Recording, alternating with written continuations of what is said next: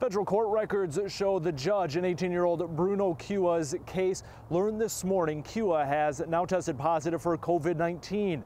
Meanwhile, Cua is also asking the judge to release him on bond. On February 6th, Bruno Cua was arrested as federal prosecutors accused him of having a violent role in the January riot at the U.S. Capitol.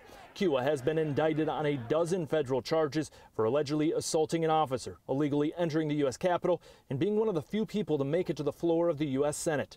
Last week, the Milton native entered a not guilty plea. In a February bond hearing, a judge quoted Cua in private social media messages after January 6th, writing, "Peaceful protests don't work. I'll lay down my life, and the Capitol is just the beginning of the revolution." The social media activity was one reason the judge denied Cua's bond at the time. Published in court records Friday, though, is this letter where Cua writes, "I was wrong, and given how inappropriate my social media activity was, I truly understand your worries." Cua says he wrote the letter without consulting anyone, and a month in jail made him, quote, "completely humbled, deeply remorseful, and regretful. If released," he says, "I promise I will not step one foot out of line." Former federal prosecutor Brett Williams does not see the letter swaying a judge. Absolutely not.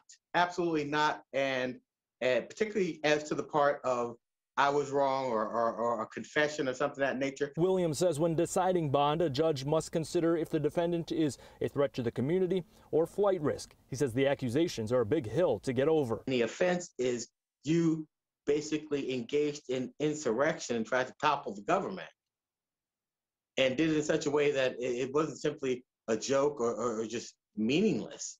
And in February, Cua's parents offered to be his custodians if he was released on bond, but a federal judge rejected that offer. Now court filings show another couple living in the Milton area who say they've known Cua for 8 years are offering to be his custodians if he's released at this time. Their names have not been published publicly in court records, though, so we don't know who that couple is. Tentatively, Cua's trial is scheduled for May. All right, Joe, thanks a lot.